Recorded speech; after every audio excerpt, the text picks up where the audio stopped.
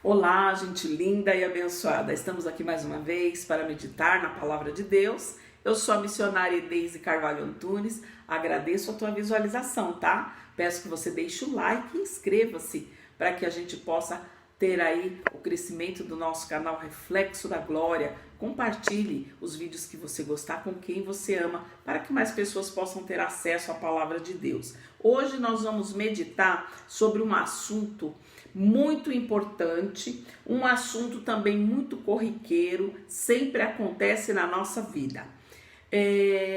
Quando nós desejamos uma bênção, que a gente pede a Deus, quando a gente quer alguma coisa, a gente corre atrás, a gente luta. E aí o que acontece? A gente fica com tanta ansiedade de conseguir aquela bênção, que muitas vezes a gente quer dar um empurrãozinho, a gente quer dar uma mãozinha para Deus, não é isso? A gente quer para antes de ontem, que aconteça antes de ontem, a bênção tão desejada. E muitas vezes nós somos precipitados, tomamos aí caminhos a qual não devemos, tomamos aí atitudes erradas, né? E o que eu vou falar hoje um pouquinho contigo é sobre as nossas ações de hoje causam danos amanhã, trazem consequências amanhã. Nós vamos meditar um pouquinho em Gálatas 6, versículo 7, que diz: não se engane, de Deus ninguém zomba, aquilo que o homem plantar, isto mesmo colherá. Ou seja, se eu plantar batata, eu vou colher batata, eu não vou colher banana. O que eu faço agora, toda ação tem uma reação. Tudo que eu faço agora vai ter uma consequência amanhã. Vemos às vezes pessoas que não conheciam a Deus, que viviam uma vida errada, que, vamos supor, aí roubou, vivia no roubo, ou vivia fazendo alguma coisa que não devia, atos ilícitos, ou era uma pessoa adúltera, teve filhos fora do casamento. Isso lá na frente vai trazer uma consequência. Vamos supor, se for uma pessoa que tenha bens, na hora da partilha dos bens, mas aqui foi a minha mãe e meu pai que era casado no papel, que trabalhou, você não tem direito. Quando uma pessoa se converte, se conserta, puxa vida, vivi errado, eu quero me consertar, eu quero ter uma vida diferente. Muitas pessoas até criticam e falam assim: nossa, virou crente, virou evangélico, virou santo. Mas ele vai ter, muitas vezes, que pagar aquele erro cometido. Porque vamos supor que aconteceu um ato errado e a pessoa depois consertou a vida e lá na frente ela já está com a vida totalmente em ordem, mas a justiça vem, pega, o que acontece?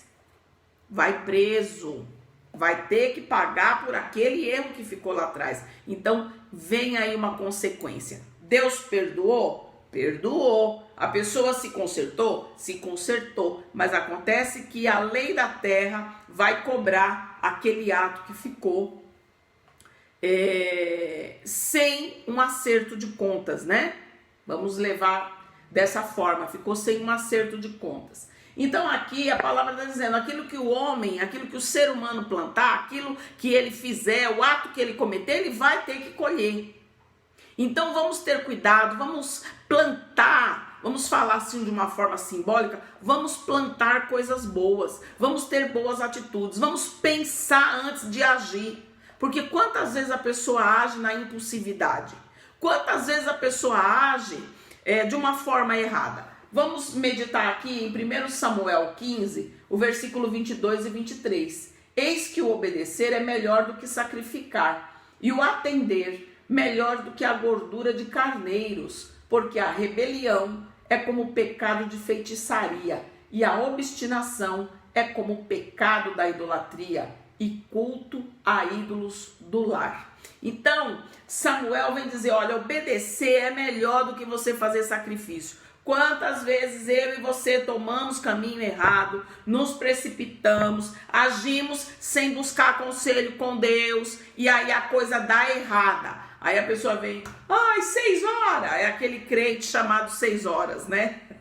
Vocês me ajudem em oração, ora por mim, olha, o negócio aqui tá terrível. E aí começa a ter que pedir oração para todo mundo e com a mão na cabeça, porque a coisa descambou.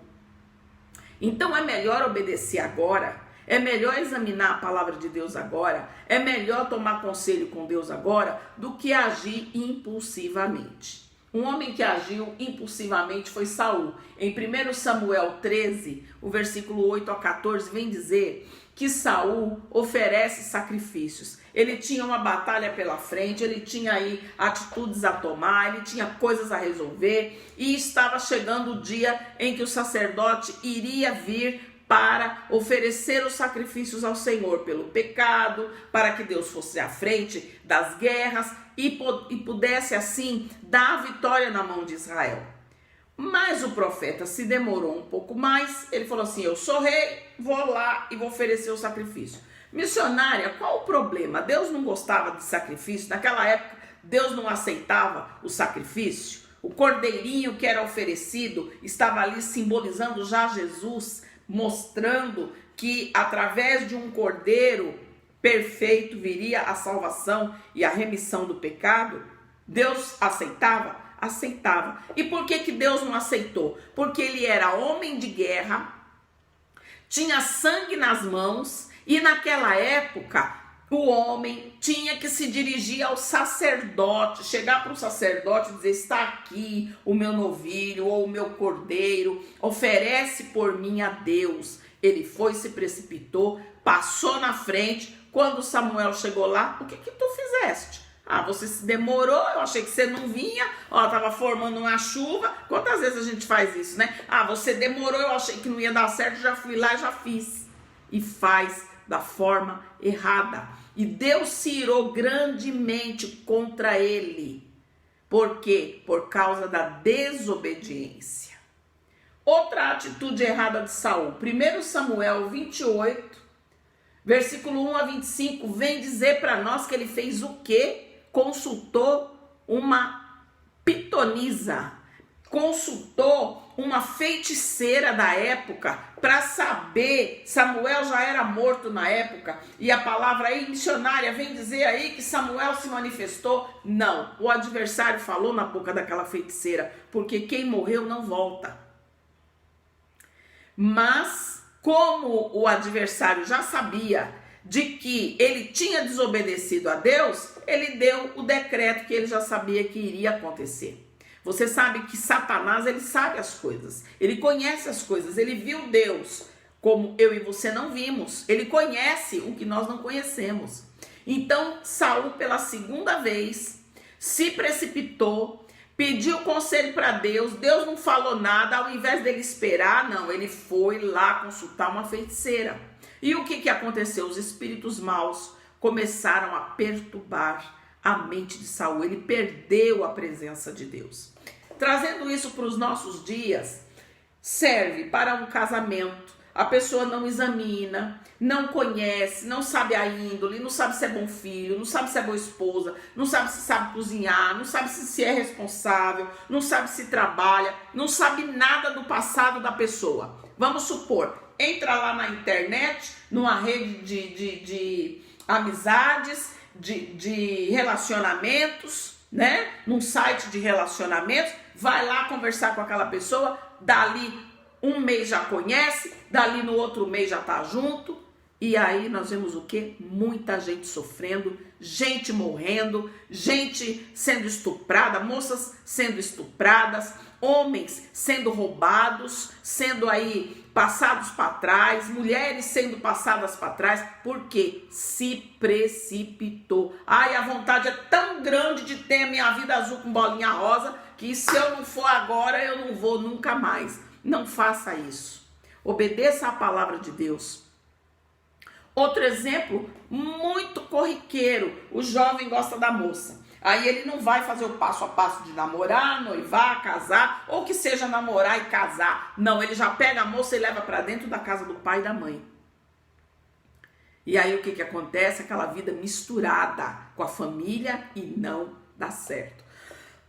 Desculpe, mas se nós formos falar, são tantos exemplos, tantas coisas que vão acontecendo aí pelo meio do caminho, e nós temos que examinar a palavra de Deus, porque ela está dizendo para mim e para você: aquilo que nós plantarmos, nós vamos colher. Então examina bem, as tuas ações, põe na balança os prós e os contras, conversa com Deus e, sobretudo, não tenha pressa. Não tenha pressa de passar na frente de Deus e tomar as tuas atitudes, para que você não venha sofrer as consequências amanhã. Quando Deus está em silêncio, tem um louvor que diz: quando Deus se calar, tenha fé, ó meu irmão, ele tarda, mas não falha, ele vem com a solução. Então, saiba que quando Deus demora mais um pouquinho, é porque ele está fazendo tudo no detalhe do detalhe para você. Então, não tenha pressa, conversa com Deus, abre a palavra de Deus, fala: Senhor, fala comigo.